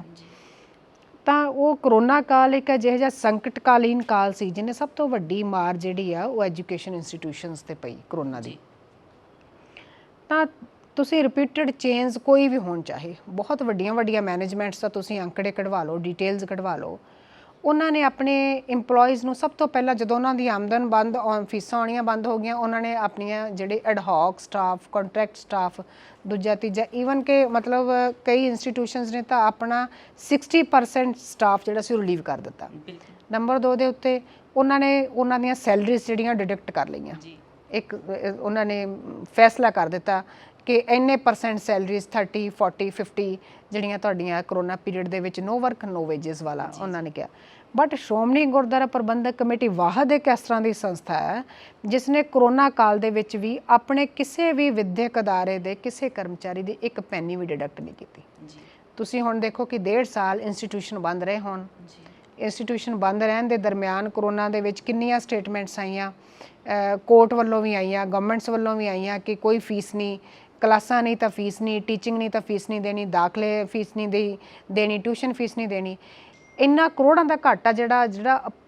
ਚੱਲਿਆ ਆਉਂਦਾ ਸੀ ਉਹ ਤਾਂ ਸੀ, ਨਾਲ ਇਹ ਵੀ ਪਲੱਸ ਹੋ ਗਿਆ। ਪਰ ਉਸ ਦੇ ਦੌਰਾਨ ਵੀ ਸ਼੍ਰੋਮਣੀ ਗੁਰਦੁਆਰਾ ਪ੍ਰਬੰਧਕ ਕਮੇਟੀ ਨੇ ਆਪਣੇ ਕਿਸੇ ਵੀ ਇੰਪਲੋਈ ਦੀ ਇੱਕ, ਮੈਂ ਕਹੂੰਗੀ ਇੱਕ ਪੈਸਾ ਵੀ ਜਿਹੜਾ ਆ ਉਹ ਤਨਖਾਹਾਂ ਦਾ ਨਹੀਂ ਕੱਟਿਆ। ਬਹੁਤ ਵੱਡੀ ਗੱਲ, ਇਹ ਬੜੀ ਵੱਡੀ, ਇਹ ਵੀ ਇੱਕ ਮਾਨਵਤਾ ਦੀ, ਮਨੁੱਖਤਾ ਦੀ ਸੇਵਾ ਵੱਲ ਇੱਕ ਕਦਮ ਵਧਾਇਆ ਤੇ ਨਵੀਂ ਬਿਰਤ ਪਾਈ ਹੈ। ਇਹ ਇੱਕ ਇਤਿਹਾਸ ਸਿਰਜਿਆ ਸ਼੍ਰੋਮਣੀ ਗੁਰਦੁਆਰਾ ਪ੍ਰਬੰਧਕ ਕਮੇਟੀ ਨੇ ਆਪਣੇ ਵਿਦਿਅਕ ਅਦਾਰਿਆਂ ਨੂੰ ਕਰੋਨਾ ਕਾਲ ਦੇ ਸਮੇਂ ਦੀ ਜਿਹੜੀ ਹੈ ਉਹ ਤਨਖਾਹ ਦੇ ਕੇ। ਸੋ ਮੈਂ ਸਮਝਦੀ ਹਾਂ ਵੀ ਇਹ ਸਭ ਤੋਂ ਵੱਡਾ, ਇਹ ਮਨੁੱਖਤਾ ਦੇ ਭਲੇ ਵਾਲਾ, ਇਸ ਤੋਂ ਵੱਡਾ ਕਾਰਜ ਹੋਰ ਜਿਹੜਾ ਹੈ ਉਹ ਕਿਸੇ ਹੋਰ ਸੰਸਥਾ ਦੇ ਵੱਸ ਦੀ ਗੱਲ ਨਹੀਂ ਹੈ ਜੋ ਸ਼੍ਰੋਮਣੀ ਗੁਰਦੁਆਰਾ ਪ੍ਰਬੰਧਕ ਕਮੇਟੀ ਨੇ। ਬਿਲਕੁਲ ਜੀ, ਵੱਡੇ ਪ੍ਰਬੰਧ ਨੇ ਸੰਸਥਾ ਦੇ, ਤੇ ਜਿਵੇਂ ਤੁਸੀਂ ਕਹਿ ਰਹੇ ਸੀਗੇ ਕਿ ਕਈ ਵਾਰੀ ਇਨਕਮ ਸੋਰਸਸ ਹੀ ਮਨਦੀਪ ਇਹਦੇ ਵਿੱਚ ਮੈਂ ਤੁਹਾਨੂੰ ਇੱਕ ਹੋਰ ਇਹਦੇ ਵਿੱਚ ਐਡੀਸ਼ਨ ਕਰ ਦਾਂਗੀ ਕਿ ਪਿੱਛੇ ਜਿਹੀ ਤੁਸੀਂ ਸਟੇਟਮੈਂਟਸ ਵੀ ਪੜ੍ਹੀਆਂ ਹੋਣੀਆਂ ਜਾਂ ਆਇਆ ਵੀ ਮੀਡੀਆ 'ਚ ਵੀ ਕਾਫੀ ਚਰਚਾ ਵਿੱਚ ਰਿਹਾ ਕਿ ਉਹ ਜਿਹੜਾ ਸਾਰਾ ਬੈਕਲੌਗ ਸੀ ਕਰੋਨਾ ਦਾ ਕਰਕੇ, ਉਹਦਾ ਕਰਕੇ ਕਿਤੇ ਨਾ ਕਿਤੇ ਥੋੜ੍ਹਾ ਦੇਖੋ ਫਾਈਨੈਂਸ਼ੀਅਲ ਕ੍ਰਾਈਸਿਸ ਹੈ। ਜਦੋਂ ਕਰੋਨਾ ਸੀ ਤਾਂ ਗੁਰਦੁਆਰਿਆਂ ਦੇ ਵਿੱਚ ਵੀ ਸੰਗਤ ਨਹੀਂ ਸੀ ਆਉਂਦੀ, ਤਾਂ ਸਾਨੂੰ ਤਾਂ 5% ਵਿੱਦਿਆ ਫੰਡ ਜਿਹੜਾ ਗੁਰੂ ਦੀ ਗੋਲਕ 'ਚੋਂ ਹੀ ਮਿਲਣਾ ਸੀ। ਸੰਗਤ ਦੇ ਨਾ ਆਉਣ ਦੇ ਨਾਲ ਗੋਲਕਾਂ ਦੇ ਵਿੱਚੋਂ ਜਦੋਂ ਪੈਸਾ ਨਾ ਮਾਤਰ ਹੋ ਗਿਆ, ਜਦ ਕਿ ਖਰਚੇ ਸਾਡੇ ਉਸ ਸਮੇਂ ਤੇ ਜਿਹੜੇ ਉਹ ਵੱਧ ਗਏ। ਕਿਹੜਾ ਉਹ ਏਰੀਆ ਹੈ ਜਿੱਥੇ ਸ਼੍ਰੋਮਣੀ ਗੁਰਦੁਆਰਾ ਪ੍ਰਬੰਧਕ ਕਮੇਟੀ ਨੇ ਲੰਗਰ ਨਹੀਂ ਪਹੁੰਚਾਇਆ? ਕੀ ਅਸੀਂ ਸੁਣਿਆ ਕਰੋਨਾ ਕਾਲ ਦੇ ਸਮੇਂ ਕਿ ਕਿਸੇ ਗੁਰਦੁਆਰਾ ਸਾਹਿਬ ਦੇ ਵਿੱਚ ਸਮੇਂ ਸਿਰ ਆਸਾ ਦੀ ਵਾਰ ਦਾ ਜਿਹੜਾ ਕੀਰਤਨ ਆਰੰਭ ਨਹੀਂ ਹੋਇਆ? ਕੀ ਅਸੀਂ ਸੁਣਿਆ ਵੀ ਕਿਸੇ ਵੀ ਗੁਰਦੁਆਰੇ ਦੇ ਵਿੱਚ ਸਮੇਂ ਸਿਰ ਕੜਾਹ ਪ੍ਰਸ਼ਾਦ ਦੀ ਦੇਗ ਸੱਜ ਕੇ ਹਾਜ਼ਰ ਨਹੀਂ ਹੋਈ? ਬਿਲਕੁਲ ਜਿਵੇਂ ਮਰਜ਼ਾਦਾ ਗੁਰੂ ਸਾਹਿਬ ਜੀ ਦੀ ਐਜ਼ ਪਰ ਆਮ ਦਿਨਾਂ ਵਿੱਚ ਚੱਲਦੀ ਸੀ, ਉਵੇਂ ਹੀ ਕਰੋਨਾ ਕਾਲ ਦੇ ਵਿੱਚ ਵੀ ਚੱਲਦੀ ਰਹੀ। ਤਾਂ ਜਦੋਂ ਸਾਡਾ ਸਲੰਪ ਆ ਗਿਆ, ਇੱਕ ਫਾਈਨੈਂਸ਼ੀਅਲ ਸਲੰਪ ਆ ਗਿਆ, ਤਾਂ ਮਾਨਯੋਗ ਪ੍ਰਧਾਨ ਸਾਹਿਬ ਜੀ ਨੇ ਆਪਣੇ ਵਿਦਿਅਕ ਅਦਾਰਿਆਂ ਨੂੰ ਪਹਿਲ ਦੇ ਆਧਾਰ ਤੇ ਆਪਣੇ ਟੀਚਿੰਗ ਨਾਨ ਟੀਚਿੰਗ ਕਰਮਚਾਰੀਆਂ ਦਾ ਮਨੋਬਲ ਬਣਾਉਣ ਲਈ ਪਿੱਛੇ ਜਿਹੜੀ 31 ਮਾਰਚ ਰੀਸੈਂਟ ਲੰਘ ਕੇ ਗਈ ਹੈ 22 ਵਾਲੀ, ਇੱਥੋਂ ਤੱਕ ਦਾ ਜਿੰਨਾ ਬੈਕਲੌਗ ਸੀ ਇੱਕੋ ਵਾਰ ਮਾਨਯੋਗ ਪ੍ਰਧਾਨ ਸਾਹਿਬ ਨੇ ਉਹ ਸਾਰਿਆਂ ਨੂੰ ਤਨਖਾਹਾਂ ਦੇ ਕੇ ਉਹ ਸਾਰਾ ਬੈਕਲੌਗ ਖਤਮ ਕਰ ਜੀ। ਖਬਰ ਆਈ ਸੀ ਕਿ ਤਨਖਾਹਾਂ ਨਹੀਂ ਦਿੰਦੀ ਸ਼੍ਰੋਮਣੀ ਗੁਰਦੁਆਰਾ ਪ੍ਰਬੰਧਕ ਕਮੇਟੀ, ਪੈਂਡਿੰਗਸ ਨੇ, ਉਹ ਵੀ ਤੁਸੀਂ ਕਲੀਅਰ ਕਰਤਾ। ਬਿਲਕੁਲ, ਮੈਂ ਤਾਂ ਹੀ ਇਹ ਐਡ ਅਪ ਕੀਤੀ ਹੈ ਕਿ ਇਹ 31 ਮਾਰਚ ਨੂੰ ਮਾਨਯੋਗ ਪ੍ਰਧਾਨ ਸਾਹਿਬ ਨੇ ਮਾਰਚ 31 ਤੱਕ ਦਾ ਫਾਈਨੈਂਸ਼ੀਅਲ ਈਅਰ ਸਾਰਾ ਕੁਝ ਕਲੀਅਰ ਕਰ ਦਿੱਤਾ। ਔਰ ਇਹਦੇ ਵਿੱਚ ਮੈਂ ਇੱਕ ਹੋਰ ਤੁਹਾਨੂੰ, ਮੈਨੂੰ ਬੜੀ ਖੁਸ਼ੀ ਵੀ ਹੁੰਦੀ ਹੈ, ਮਾਣ ਨਾਲ ਵੀ ਮੈਂ ਦੱਸਣਾ ਵੀ ਚਾਹੁੰਦੀ ਹਾਂ ਕਿ ਇਸ ਸਾਲ ਦੀਆਂ ਜਿਹੜੀਆਂ ਸਭ ਤੋਂ ਵਧੀਆ ਪ੍ਰਾਪਤੀਆਂ ਸਕੂਲਸ ਦੀਆਂ ਰਹੀਆਂ, ਉਹਦੇ ਵਿੱਚ ਮੈਂ ਇਹ ਐਡ ਔਨ ਕਰਨਾ ਚਾਹੂੰਗੀ ਕਿ ਸੈਸ਼ਨ 22-23 ਦੇ ਵਿੱਚ ਕਰੋਨਾ ਦੇ ਵਿੱਚ ਕਿਉਂਕਿ ਇੱਕ ਸਲੰਪ ਆ ਗਿਆ ਸੀ, 1.5-2 ਸਾਲ ਅਸੀਂ ਕੁਝ ਨਹੀਂ ਕਰ ਪਾਏ ਸੀ। ਹੁਣ ਰੀਸੈਂਟ ਸੈਸ਼ਨ ਦੇ ਵਿੱਚ ਮੈਨੂੰ ਬੜੀ ਖੁਸ਼ੀ ਹੋਏਗੀ ਕਿ 8000 ਪਲੱਸ ਜਿਹੜੇ ਆ ਵਿਦਿਆਰਥੀ ਉਹ ਸਕੂਲਾਂ ਦੇ ਵਿੱਚ ਗਿਣਤੀ ਐਡਮਿਸ਼ਨਸ ਦਾ ਵਾਧਾ ਹੋ ਚੁੱਕਿਆ। ਇਹ ਇਸੇ ਕਰਕੇ ਹੀ ਕਿਉਂਕਿ ਸਾਡੀਆਂ ਪ੍ਰਾਪਤੀਆਂ ਹੁਣ ਹੌਲੀ ਹੌਲੀ ਸਾਡੀ ਜਿਹੜੀ ਐਡਵਰਟਾਈਜ਼ਮੈਂਟ ਆ, ਸਾਡੀਆਂ ਜਿਹੜਾ ਐਂਡ ਪ੍ਰੋਡਕਟ ਆ ਉਹ ਲੋਕਾਂ ਤੱਕ ਪਹੁੰਚਣਾ ਸ਼ੁਰੂ ਹੋ ਗਿਆ। ਤਾਂ ਲੋਕਾਂ ਨੂੰ ਇਹ ਪਤਾ ਲੱਗਣਾ ਸ਼ੁਰੂ ਹੋ ਗਿਆ, ਸਮਾਜ ਨੂੰ ਪਤਾ ਲੱਗ ਗਿਆ ਕਿ ਸ਼੍ਰੋਮਣੀ ਗੁਰਦੁਆਰਾ ਪ੍ਰਬੰਧਕ ਕਮੇਟੀ ਦੇ ਅਦਾਰਿਆਂ ਦੀਆਂ ਪ੍ਰਾਪਤੀਆਂ ਨੇ। ਔਰ ਇੱਥੋਂ ਜਿਹੜਾ ਵਿਦਿਆਰਥੀ ਵਿੱਦਿਆ ਲੈ ਕੇ ਜਿਹੜਾ ਜਾਂਦਾ ਹੈ ਉਹ ਨਾ ਕੇਵਲ ਇੱਕ ਚੰਗਾ ਅਕੈਡਮਿਸ਼ਨ ਹੁੰਦਾ ਬਲਕਿ ਇੱਕ ਮੋਰਲ ਐਜੂਕੇਸ਼ਨ ਵੀ ਉਹਦੇ ਪੱਲੇ ਬੰਨ੍ਹ ਕੇ ਘੁੱਟ ਕੇ ਆਟੋਮੈਟਿਕਲੀ 12ਵੀਂ ਤੱਕ ਪੜ੍ਹਦਾ ਹੋਇਆ ਬੱਚਾ ਉਹ ਆਪਣੇ ਗੁਰਮਤ ਦੇ, ਆਪਣੇ ਸਿਧਾਂਤਾਂ ਦੇ, ਆਪਣੀ ਮੋਰੈਲਿਟੀ ਦੇ ਰੰਗ ਦੇ ਵਿੱਚ ਜਿਹੜਾ ਆ ਉਹ ਮੋਲਡ ਹੋ ਚੁੱਕਿਆ ਹੁੰਦਾ। ਤਾਂ ਉਹ ਇੱਕ ਚੰਗਾ ਮਨੁੱਖ ਬਣ ਕੇ ਸਮਾਜ ਦੇ ਵਿੱਚ ਵਿਚਰਦਾ। ਅਤੇ ਇਹ ਐਡੀਸ਼ਨਸ ਮੈਂ ਹੋਰ ਵੀ ਕਰ ਦਿੰਦੀ ਹਾਂ ਕਿ ਪ੍ਰਧਾਨ ਸਾਹਿਬ ਨੇ ਰੀਸੈਂਟ ਹੀ ਸਮੁੱਚੀ ਮੈਨੇਜਮੈਂਟ ਦੇ ਸੈਕਟਰੀ ਸਾਹਿਬ ਦੇ ਸੁਹਿਰਦ ਯਤਨਾਂ ਦਾ ਸਦਕਾ ਹੁਣ ਅਸੀਂ 3 ਮਲਟੀ ਲੇਅਰਡ ਫੇਸਿਸ ਦੇ ਵਿੱਚ ਵੈਸੇ ਅਸੀਂ ਆਲਰੇਡੀ ਸਾਡਾ ਧਿਆਨ ਸਕੂਲਾਂ ਦੀ ਅਪਲਿਫਟਮੈਂਟ ਵੱਲ ਹੈ ਕਿ ਅਸੀਂ ਰੀਸੈਂਟ ਇਹਨਾਂ ਨੂੰ ਅਪਲਿਫਟਮੈਂਟ ਲਈ ਇੱਕ ਤਾਂ ਛੋਟੇ ਬੱਚਿਆਂ ਦੇ ਵਿੰਗਸ ਲਈ ਸਾਰੇ ਸਕੂਲਾਂ ਦੇ ਵਿੱਚ ਅਸੀਂ ਪਲੇ ਸਟੇਸ਼ਨਸ ਵਿੱਦਿਆ ਫੰਡਾਂ ਦੇ ਵਿੱਚੋਂ ਕਿਸੇ ਸਕੂਲ ਨੂੰ ਉਹਦੇ ਲਈ ਪੈਨੀ ਵੀ ਖਰਚਣੀ ਨਹੀਂ ਪਈ ਹੈ ਸਾਰੇ ਸਕੂਲਾਂ ਨੂੰ ਜਿਹੜਾ ਆ ਉਹ ਪਲੇ ਸਟੇਸ਼ਨਸ ਮੁਹੱਈਆ ਕਰਵਾਏ ਆ ਦੂਸਰਾ ਅਸੀਂ ਫ੍ਰੀ ਆਫ ਕਾਸਟ ਸਾਰੇ ਸਕੂਲਸ ਨੂੰ ਜਿੱਥੇ ਜਿੱਥੇ ਲੋੜ ਸੀ high tech computers with advanced Windows ਜਿਹੜੇ ਉਹ ਵੀ ਫ੍ਰੀ ਆਫ ਕਾਸਟ ਜਿਹੜੇ ਆ ਉਹ ਮੁਹੱਈਆ ਕਰਵਾਏ ਆ ਤੀਸਰੇ ਨੰਬਰ ਤੇ ਜਿਨ੍ਹਾਂ ਦਾ ਇਨਫਰਾਸਟ੍ਰਕਚਰ ਜਿਹੜਾ ਆ ਮੂੰਹ ਮੁਹਾਂਦਰਾ ਥੋੜਾ ਜਿਹਾ ਬਦਲਣ ਵਾਲਾ ਸੀਗਾ ਉਹ ਅਸੀਂ ਸ਼ੁਰੂ ਕਰਵਾ ਦਿੱਤਾ ਹੋਇਆ ਕੰਮ ਚੌਥੇ ਫੇਜ਼ਸ ਦੇ ਵਿੱਚ ਅਸੀਂ ਇਹਨਾਂ ਦੀਆਂ ਲਾਇਬ੍ਰੇਰੀਜ਼ ਤੇ ਲੈਬਸ ਚਾਹੇ ਉਹ ਕੰਪਿਊਟਰ ਲੈਬ ਹੋਵੇ ਚਾਹੇ ਉਹ ਸਾਇੰਸ ਲੈਬਸ ਹੋਣ ਜਾਂ ਫਿਰ ਲੈਂਗੁਏਜ ਲੈਬਸ ਹੋਣ ਉਹ ਸਾਰੀਆਂ ਜਿਹੜੀਆਂ ਅਪਡੇਟ ਕਰਨ ਲਈ ਅਸੀਂ ਸਾਡੀਆਂ ਡਿਪਾਰਟਮੈਂਟ ਦੀਆਂ ਸੁਹਿਰਦ ਕੋਸ਼ਿਸ਼ਾਂ ਜਿਹੜੀਆਂ ਜਾਰੀ ਨੇ ਔਰ ਇਹ ਸਾਰੀ ਜਿਹੜੀ ਅਪਲਿਫਟਮੈਂਟ ਹੈ ਨਾ ਇਹ ਸਾਰੀ ਵਿੱਦਿਆ ਫੰਡਾਂ ਦੇ ਵਿੱਚੋਂ ਹੋਣ ਵਾਲੀ ਹੈ ਇਹਦੇ ਲਈ ਕਿਸੇ ਵੀ ਸਕੂਲ ਦੀ ਕੋਈ ਵੀ ਪੈਨੀ ਜਿਹੜੀ ਹੈ ਉਹ ਨਹੀਂ ਲੱਗੇਗੀ ਇਹ ਸਾਰਾ ਕੁਝ ਜਿਹੜਾ ਹੈ ਸ਼੍ਰੋਮਣੀ ਗੁਰਦੁਆਰਾ ਪ੍ਰਬੰਧਕ ਕਮੇਟੀ ਦਾ ਮੈਂ ਸਮਝਦੀ ਹਾਂ ਵਿੱਦਿਅਕ ਖੇਤਰ ਦੇ ਵਿੱਚ ਜਿੰਨੀ ਸ਼੍ਰੋਮਣੀ ਗੁਰਦੁਆਰਾ ਪ੍ਰਬੰਧਕ ਕਮੇਟੀ ਦੀ ਦੇਣ ਹੈ ਮੈਨੂੰ ਸਮਝ ਨਹੀਂ ਆਉਂਦੀ ਕਿ ਅਸੀਂ ਆਪਣੀ ਐਡਵਰਟਾਈਜ਼ਮੈਂਟ ਕਰਨ ਵਿੱਚ ਕਿੱਥੇ ਪਛੜ ਗਏ ਉਹਦੇ ਕਈ ਕਾਰਨ ਹੋ ਸਕਦੇ ਆਪਾਂ ਉਹਦੇ ਵੱਲ ਨਾ ਜਾਈਏ ਬਟ ਇਹ ਬੜੀ ਤੁਸੀਂ ਥੈਂਕਸ ਤੁਹਾਡਾ ਵੀ ਤੁਸੀਂ ਇਸ ਘੱਟੋ ਘੱਟ ਸਾਨੂੰ ਆ ਕੇ ਪੁੱਛਿਆ ਕਿ at least what we are doing ਤਾਂ ਇਹ ਜਿਹੜੀ ਗੱਲ ਹੈ ਹਰ ਇਨਸਾਨ ਤੱਕ ਹਰ ਸ਼ਖਸ ਤੱਕ ਹਰ ਸਿੱਖ ਤੱਕ ਹਰ ਵਿਅਕਤੀ ਤੱਕ ਇਹ ਪਹੁੰਚਣੀ ਚਾਹੀਦੀ ਹੈ ਕਿ ਸ਼੍ਰੋਮਣੀ ਗੁਰਦੁਆਰਾ ਪ੍ਰਬੰਧਕ ਕਮੇਟੀ ਬੜੀ ਸੁਹਿਰਦਤਾ ਦੇ ਨਾਲ ਵਿੱਦਿਅਕ ਖੇਤਰ ਨੂੰ ਜਿਹੜਾ ਆ ਪ੍ਰਮੋਟ ਕਰਨ ਦੇ ਵਿੱਚ ਦਿਨ ਰਾਤ ਮਿਹਨਤ ਕਰ ਰਹੀ ਹੈ ਜੀ ਮੈਮ ਜਾਂਦੇ ਜਾਂਦੇ ਤੁਸੀਂ ਹੋਰ ਕੋਈ ਗੱਲ ਜੇ ਦਰਸ਼ਕਾਂ ਨਾਲ ਸਾਂਝੀ ਕਰਨੀ ਚਾਹੋ ਜਿਹੜੇ ਚਾਹਵਾਨ ਹੋਣ ਜਾਂ ਆਪਣੇ ਜਿਹੜੇ ਆਪਣੇ ਬੱਚਿਆਂ ਨੂੰ SGPC ਦੇ ਵਿੱਦਿਅਕ ਅਦਾਰਿਆਂ ਵਿੱਚ ਪੜ੍ਹਾਉਣਾ ਚਾਹੁੰਦੇ ਹੋਣ ਬਿਲਕੁਲ ਜੀ ਅਸੀਂ ਬਹੁਤ ਸਵਾਗਤ ਕਰਾਂਗੇ ਉਹਨਾਂ ਪੇਰੈਂਟਸ ਦਾ ਔਰ ਅਸੀਂ ਉਹਨਾਂ ਨੂੰ ਬੇਨਤੀ ਕਰਦੇ ਹਾਂ ਕਿ ਤੁਸੀਂ ਸਾਡੇ ਸਿਸਟਮ ਤੇ ਸਾਡੇ ਜਿਹੜੇ ਸਕੂਲ ਮੁਖੀ ਨੇ ਪੂਰਾ ਆਪਣਾ ਭਰੋਸਾ ਰੱਖੋ ਆਪਣਾ ਭਰੋਸਾ ਰੱਖ ਕੇ ਤੁਸੀਂ ਆਪਣੀਆਂ ਕੁਐਰੀਜ਼ ਕਰੋ ਤੁਸੀਂ ਇਸ ਨੂੰ ਬੇਸ਼ੱਕ ਜਿਵੇਂ ਹੁਣ ਅੱਜ ਕੱਲ੍ਹ ਦਾ ਸਮਾਂ ਹੈ ਕਿ ਜਿਵੇਂ ਆਪਾਂ ਬਾਰਗੇਨਿੰਗ ਨਹੀਂ ਕਿਸੇ ਚੀਜ਼ ਦੀ ਲੈਣ ਦੀ ਕਰਦੇ ਅੱਜ ਕੱਲ੍ਹ ਉਹ ਸਮਾਂ ਆ ਗਿਆ ਪੇਰੈਂਟਸ ਦੇ ਬਾਰਗੇਨ ਪਰ ਮੈਂ ਬੇਨਤੀ ਕਰਾਂਗੀ ਕਿ ਤੁਸੀਂ ਚਾਹੇ ਦੂਸਰੇ ਵਿੱਦਿਅਕ ਅਦਾਰਿਆਂ ਵਿੱਚ ਇੱਕ ਤਾਂ ਹੋ ਗਿਆ ਤੁਹਾਡਾ ਫੀਸ ਨੂੰ ਲੈ ਕੇ ਵੀ ਤੁਸੀਂ ਕਿੰਨੀ ਦੇਣੀ ਹੈ ਕਿੰਨੀ ਅਫੋਰਡ ਕਰਦੇ ਹੋ ਕਿੰਨੀ ਨਹੀਂ ਮੈਂ ਸਮਝਦੀ ਇੱਕ ਲੰਬੇ ਲਿਸਟ ਹੈ ਕੰਸੈਸ਼ਨਸ ਦੀ ਜਿਹੜੀ ਸ਼੍ਰੋਮਣੀ ਗੁਰਦੁਆਰਾ ਪ੍ਰਬੰਧਕ ਕਮੇਟੀ ਇੱਕ ਫ੍ਰੀ ਦੇ ਵਾਂਗ ਇੱਕ ਨੈਗਲੀਜੀਬਲ ਜਿਹੜੀਆਂ ਫੀਸਾਂ ਦੇ ਉੱਤੇ ਇੰਨੇ ਵਧੀਆ ਜਿਹੜਾ ਪਲੇਟਫਾਰਮ ਮੁਹੱਈਆ ਕਰਵਾ ਰਹੀ ਹੈ ਸਮਾਜ ਨੂੰ ਤੇ ਜੇ ਹੁਣ ਵੀ ਅਸੀਂ ਇਹਨਾਂ ਸੰਸਥਾਵਾਂ ਦਾ ਇਹਨਾਂ ਵਿੱਦਿਅਕ ਅਦਾਰਿਆਂ ਦਾ ਲਾਹਾ ਨਾ ਲਿਆ ਤਾਂ ਫਿਰ ਇਹ ਤਾਂ ਸਾਡੀ ਬਹੁਤ ਵੱਡੀ ਨੈਗਲੀਜੈਂਸੀ ਹੋਏਗੀ ਔਰ ਉਹਨਾਂ ਬੱਚਿਆਂ ਨਾਲ ਧੱਕਾ ਹੋਏਗਾ ਮੈਂ ਸਮਝਦੀ ਉਹਨਾਂ ਬੱਚਿਆਂ ਦੇ ਨਾਲ ਸਾਡਾ ਧੱਕਾ ਹੋਏਗਾ ਜਿਹੜੇ ਕਿ ਸਿੱਖ ਅਦਾਰਿਆਂ ਵਿੱਚ ਪੜ੍ਹ ਕੇ ਜਿਨ੍ਹਾਂ ਦੇ ਵਿੱਚ ਇੱਕ ਚਿਣਗ ਹੈ ਸਿੱਖ ਵਿਦਵਾਨ ਬਣਨ ਦੀ ਤੇ ਉਹ ਵੀ ਸਾਡੀਆਂ ਜਿਹੜੀਆਂ ਸੰਸਥਾਵਾਂ ਦੇ ਵਿੱਚ ਹਾਲੇ ਵੀ ਪੇਰੈਂਟਸ ਉਹਨਾਂ ਨੂੰ ਨਾ ਲੈ ਕੇ ਆਉਣ ਤਾਂ ਇਹ ਬੱਚਿਆਂ ਦੇ ਨਾਲ ਅਸੀਂ ਸਰਾਸਰ ਧੋਖਾ ਕਰਾਂਗੇ ਮੇਰੀ ਬੇਨਤੀ ਹੈ ਕਿ ਤੁਸੀਂ ਇਹ ਸਾਡੀਆਂ ਗੱਲਾਂ ਤੇ ਨਾ ਜਾਓ ਤੁਸੀਂ ਨੀਅਰੈਸਟ ਜਿਹੜੀ ਵੀ ਬ੍ਰਾਂਚ ਤੁਹਾਡੇ ਏਰੀਏ ਦੇ ਵਿੱਚ ਤੁਹਾਡੇ ਇਲਾਕੇ ਦੇ ਵਿੱਚ ਤੁਹਾਡੇ ਡਿਸਟ੍ਰਿਕਟ ਵਿੱਚ ਸਾਡੀ ਸ਼੍ਰੋਮਣੀ ਗੁਰਦੁਆਰਾ ਪ੍ਰਬੰਧਕ ਕਮੇਟੀ ਦੇ ਅਧੀਨ ਚੱਲ ਰਿਹਾ ਕੋਈ ਵਿੱਦਿਅਕ ਅਦਾਰਾ ਆਪ ਜਾ ਕੇ ਉੱਥੇ ਦੇਖੋ ਸਾਡੇ ਪੇਜਸ ਜਿਹੜੇ ਆ ਉਹ ਖੋਲ ਕੇ ਦੇਖੋ ਸਾਡੀ ਵੈਬਸਾਈਟ ਖੋਲ ਕੇ ਦੇਖੋ ਫੇਸ ਪੇਜ ਖੋਲ ਕੇ ਦੇਖੋ ਸਕੂਲ ਵਿੱਚ ਜਾਓ ਪ੍ਰਿੰਸੀਪਲ ਸਕੂਲ ਮੁਖੀ ਨੂੰ ਮਿਲੋ ਸਾਰੀ ਰਿਪੋਰਟ ਲੈ ਕੇ ਫਿਰ ਤੁਸੀਂ ਆਪਣਾ ਬੱਚਾ ਉੱਥੇ ਐਡਮਿਟ ਕਰਾਓ ਤੇ ਤੁਸੀਂ ਚੇਂਜ ਦੇਖੋ ਕਿ ਇਹ ਫਰਕ ਕੀ ਹੈ ਬਾਕੀ ਵਿੱਦਿਅਕ ਅਦਾਰਿਆਂ ਵਿੱਚ ਪੜ੍ਹਨ ਦਾ ਤੇ ਸਕੂਲ ਸ਼੍ਰੋਮਣੀ ਗੁਰਦੁਆਰਾ ਪ੍ਰਬੰਧਕ ਕਮੇਟੀ ਦੇ ਅੰਡਰ ਵਿੱਦਿਅਕ ਅਦਾਰੇ 'ਚ ਪੜ੍ਹਨ ਦਾ ਕੀ ਫਰਕ ਤੁਹਾਨੂੰ ਆਪਣੇ ਆਪ ਨਜ਼ਰ ਆਏ ਜਿਵੇਂ ਕਿ ਹੋਰ ਪ੍ਰਾਪਤੀਆਂ ਦੇ ਵਿੱਚੋਂ ਮੈਂ ਇਸ ਨੂੰ ਪ੍ਰਾਪਤੀ ਤਾਂ ਨਹੀਂ ਕਹਿ ਸਕਦੀ ਮੈਂ ਇਸ ਨੂੰ ਸਾਡੀ ਡਿਊਟੀ ਦਾ ਇੱਕ ਪਾਰਟ ਹੀ ਕਹਿ ਸਕਦੀ ਹਾਂ ਤੁਸੀਂ ਵੀ ਸੁਣਿਆ ਹੋਣਾ ਨਿਊਜ਼ ਵੀ ਬੜੀਆਂ ਚਰਚਾ ਵਿੱਚ ਰਹੀਆਂ ਸੀ ਕਿ ਰਾਜ ਸਭਾ ਦੀ ਸਟੈਂਡਿੰਗ ਕਮੇਟੀ ਨੇ ਪਿਛਲੇ ਸਾਲ ਸਾਡੇ ਤੋਂ CBSE ਦੀਆਂ ਕਿਤਾਬਾਂ ਦੇ ਵਿੱਚ ਇਤਿਹਾਸ ਦੀਆਂ ਹਿਸਟਰੀ ਦੀਆਂ ਕਿਤਾਬਾਂ ਦੇ ਵਿੱਚ ਜਿਹੜਾ ਲੋੜੀਂਦਾ ਪਾਰਟ ਐਡ ਔਨ ਕਰਨ ਲਈ ਤੇ ਉਹਦੇ ਵਿੱਚ ਜਿਹੜੀਆਂ ਡਿਸਟੋਰਸ਼ਨਸ ਸੀਗੀਆਂ ਉਹਨੂੰ ਕੱਟਣ ਲਈ ਕਿ ਕਿਹੜਾ ਪਾਰਟ ਜਿਹੜਾ ਰੱਖਣਾ ਹੈ ਕਿਹੜਾ ਪਾਰਟ ਕੱਟਣਾ ਉਹਦੇ ਲਈ ਸਾਡੇ ਤੋਂ ਕੋਈ ਸੁਝਾਅ ਮੰਗੇ ਸੀ ਤਾਂ ਜਦੋਂ ਅਸੀਂ NCERT ਦੀਆਂ ਕਿਤਾਬਾਂ ਇਤਿਹਾਸ ਦੀਆਂ ਗੋ ਥਰੂ ਹੋਏ ਤਾਂ ਅਸੀਂ ਇਹ ਦੇਖਿਆ ਕਿ ਬਈ ਬੜੀ ਵੇਰੀਏਸ਼ਨ ਆ ਗਈ ਹੈ ਟਾਈਮ ਟੂ ਟਾਈਮ ਚੱਲਦੇ ਸਾਡੀ ਜਿਹੜੀ ਨਾਰਦਰਨ ਹਿਸਟਰੀ ਹੈ ਉਹਦੇ ਵਿੱਚੋਂ ਖਾਸ ਕਰਕੇ ਸਿੱਖ ਹਿਸਟਰੀ ਤਾਂ ਡਿਲੀਟ ਹੀ ਕਰ ਦਿੱਤੀ ਗਈ ਸੀ ਜਿਹੜੀ ਦੇਖੋ ਇੰਡੀਅਨ ਹਿਸਟਰੀ ਹੈ ਇੰਡੀਅਨ ਹਿਸਟਰੀ ਦੇ ਵਿੱਚੋਂ ਸਾਨੂੰ ਸਾਰਿਆਂ ਨੂੰ ਪਤਾ ਹੈ ਅਸੀਂ ਪੜ੍ਹੇ ਲਿਖੇ ਅਕੈਡਮਿਸ਼ੀਅਨਸ ਆ ਸਾਰੇ ਕਿ ਜਦੋਂ ਅਸੀਂ ਇੰਡੀਅਨ ਹਿਸਟਰੀ ਪੜ੍ਹਾਂਗੇ ਜਾਂ ਪੜ੍ਹਾਵਾਂਗੇ ਉਹਦੇ ਵਿੱਚੋਂ ਜੇ ਨਾਰਦਰਨ ਹਿਸਟਰੀ ਡਿਲੀਟ ਕਰ ਦਿੱਤੀ ਜਾਵੇ ਤਾਂ ਹਿਸਟਰੀ ਰਹਿ ਕਿਹੜੀ ਜਾਂਦੀ ਸਾਊਥ ਦੀ ਕੀ ਹਿਸਟਰੀ ਹੈ ਵੀ ਅੰਗਰੇਜ਼ ਆਏ ਉੱਧਰੋਂ ਸਾਊਥ ਦੀ ਤਾਂ ਇਹੀ ਹਿਸਟਰੀ ਹੈ ਨਾ ਵੀ ਜਿਹੜੀ ਈਸਟ ਇੰਡੀਆ ਕੰਪਨੀ ਸੀ ਉਹ ਵਾਇਆ ਮੁੰਬਈ ਇੰਡੀਆ ਵਿੱਚ ਐਂਟਰ ਕੀਤੀ। ਅਦਰਵਾਈਜ਼ ਸਾਰੀ ਹਿਸਟਰੀ ਇੰਡੀਆ ਦੀ ਨਾਰਦਰਨ ਹਿਸਟਰੀ ਜਿਹੜੀ ਹੈ ਉਹਦੇ ਨਾਲ ਲੱਗ ਕੇ ਹੀ ਕੰਪਾਈਲ ਤੇ ਕੰਪਲੀਟ ਹੁੰਦੀ ਹੈ, ਜਿਹਦੇ ਵਿੱਚ ਮੁੱਖ ਜਿਹੜਾ ਹੈ ਪ੍ਰਮੁੱਖਤਾ ਦੇ ਨਾਲ ਪੰਜਾਬ ਦਾ ਜ਼ਿਕਰ ਆਉਣਾ ਲਾਜ਼ਮੀ ਹੈ। ਜਿੰਨੇ ਵੀ ਦਰਰੇ ਸੀ, ਜਿਹੜੀਆਂ ਇਨਵੇਜ਼ਨਸ ਹੋਈਆਂ, ਜਿਹੜੇ ਬਾਹਰਲੇ ਹਮਲਾਵਰ ਆਏ ਆ,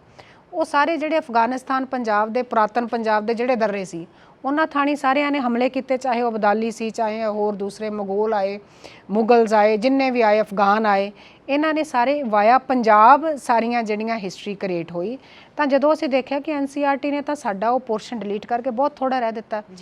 ਅਸੀਂ ਸਾਰੀਆਂ ਸਿੱਖ ਇੰਸਟੀਟਿਊਸ਼ਨਸ ਨੇ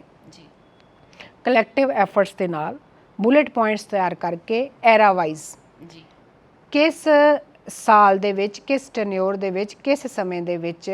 ਸਿੱਖ ਇਤਿਹਾਸ ਦਾ ਪੰਜਾਬ ਦਾ ਕਿਹੜਾ ਪੋਰਸ਼ਨ ਅਣਗੌਲਿਆ ਰਹਿ ਗਿਆ ਹੈ। ਇਕੱਲੇ ਸਿੱਖ ਇਤਿਹਾਸ ਦਾ ਵੀ ਨਹੀਂ, ਪੰਜਾਬ ਦਾ ਕਿਹੜਾ ਜਿਹੜਾ ਪੋਰਸ਼ਨ ਅਣਗੌਲਿਆ ਰਹਿ ਗਿਆ ਹੈ, ਇਹਨੂੰ ਕਿੱਥੇ ਐਡ ਕੀਤਾ ਜਾਣਾ ਚਾਹੀਦਾ ਹੈ। ਚੈਪਟਰ ਵਾਈਜ਼ ਉਹਦੇ ਸਾਰੇ ਬੁਲੇਟਸ ਪੁਆਇੰਟਸ ਬਣਾ ਕੇ ਸਾਰੀਆਂ ਸੰਸਥਾਵਾਂ ਨੇ ਰਾਜ ਸਭਾ ਨੂੰ ਈਮੇਲ ਕੀਤੇ, ਲੇਕਿਨ ਉਹਦਾ ਹੋਇਆ ਕੁਛ ਨਹੀਂ। ਟਿਲ ਡੇਟ ਸਾਡੇ ਕੋਲ ਕੋਈ ਅਪਡੇਟ ਨਹੀਂ ਹੈ ਕਿ ਗਵਰਨਮੈਂਟ ਉਸਨਾਂ ਨੂੰ ਉਹਦੇ ਵਿੱਚ ਇਨਕਲੂਡ ਕਰਨ ਜਾ ਰਹੀ ਹੈ ਜਾਂ ਨਹੀਂ ਜਾ ਰਹੀ। ਉਹ that is a different issue. But ਸਾਡੀ ਕੀ ਡਿਊਟੀ ਬਣਦੀ ਸੀ, ਅਸੀਂ ਇਹ ਕੋਸ਼ਿਸ਼ ਕੀਤੀ ਕਿ ਸਾਡੇ ਵਿਦਿਆਰਥੀਆਂ ਨੂੰ ਨਾਰਦਰਨ ਹਿਸਟਰੀ ਤੋਂ ਵਾਂਝੇ ਰੱਖਣਾ ਤਾਂ ਉਹਨਾਂ ਦੇ ਟੈਲੈਂਟ ਦੇ ਨਾਲ ਧੱਕਾ ਕਰਨਾ ਹੈ, ਕਿਉਂਕਿ ਵਿਦਿਆਰਥੀ ਨੇ ਜਿਹਨੇ ਅੱਗੇ ਹਿਸਟਰੀ ਪੜ੍ਹਨੀ ਹੈ ਉਹਨੂੰ ਪਤਾ ਹੀ ਨਹੀਂ ਹੋਏਗਾ ਕਿ ਨਾਰਥ ਦੇ ਵਿੱਚ ਜਿਹੜੀਆਂ ਕਿਹੜੀਆਂ ਘਟਨਾਵਾਂ ਹੋਈਆਂ, ਤਾਂ ਉਹ ਜਿਹੜਾ ਸੀਰੀਅਲ ਵਾਈਜ਼ ਇਤਿਹਾਸ ਦੀ ਕੜੀ ਆਪਸ ਜੁੜਦੀ ਹੈ, ਕਿਤੇ ਨਾ ਕਿਤੇ ਉਹ ਜਿਹੜੀ that was missing from the books.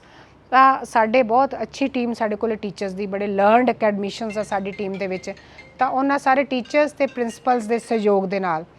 ਅਸੀਂ ਉਹ ਸਾਰੇ ਬੁਲੇਟ ਪੁਆਇੰਟਸ ਜਿਹੜੇ ਆ ਕਲੈਕਟ ਕਰਕੇ ਆਪਣੀ ਇੱਕ ਹਿਸਟਰੀ ਦੀ ਕਿਤਾਬ ਕ੍ਰੀਏਟ ਕਰ ਲਈ ਐਰਾ ਵਾਈਜ਼। ਹੁਣ ਅਸੀਂ ਇਹ ਘੱਟੋ ਘੱਟ ਆਪਣੀਆਂ ਇੰਸਟੀਟਿਊਸ਼ਨਸ ਤੇ ਜਿਹੜੀਆਂ ਹੋਰ ਦੂਸਰੀਆਂ ਸਿੱਖ ਇੰਸਟੀਟਿਊਸ਼ਨਸ ਨੇ, ਜਲਦ ਹੀ ਅਸੀਂ ਉਹਨਾਂ ਨੂੰ ਆਪਣੀ ਰਿਵਾਈਜ਼ਡ ਫਾਈਨਲ ਕਰਕੇ ਇੱਕ ਬੁੱਕ ਉਹਨਾਂ ਨੂੰ ਤਿਆਰ ਕਰਕੇ ਦੇ ਦਾਂਗੇ। ਘੱਟੋ ਘੱਟ ਪੰਜਾਬ ਦੇ ਬੱਚਿਆਂ ਦੇ ਨਾਲ ਇਹ ਧੱਕਾ ਤਾਂ ਨਹੀਂ ਹੋਵੇਗਾ ਕਿ ਸ਼੍ਰੋਮਣੀ ਗੁਰਦੁਆਰਾ ਪ੍ਰਬੰਧਕ ਕਮੇਟੀ ਦੇ ਜਿਹੜਾ ਉਹ ਚੱਲਦੇ ਆ ਉਹ ਪੰਜਾਬ ਦੀ ਖਾਸ ਕਰਕੇ ਨਾਰਦਰਨ ਹਿਸਟਰੀ ਜਿਹੜੀ ਆ ਉਹ ਤੋਂ ਵਾਂਝੇ ਰਹਿ ਜਾਣ। ਸੋ ਇਹ ਮੈਂ ਸਮਝਦੀ ਹਾਂ ਕਿ ਸ਼੍ਰੋਮਣੀ ਗੁਰਦੁਆਰਾ ਪ੍ਰਬੰਧਕ ਕਮੇਟੀ ਵਿਦਿਅਕ ਅਦਾਰਿਆਂ ਦੀ ਬੜੀ ਵੱਡੀ ਇਹ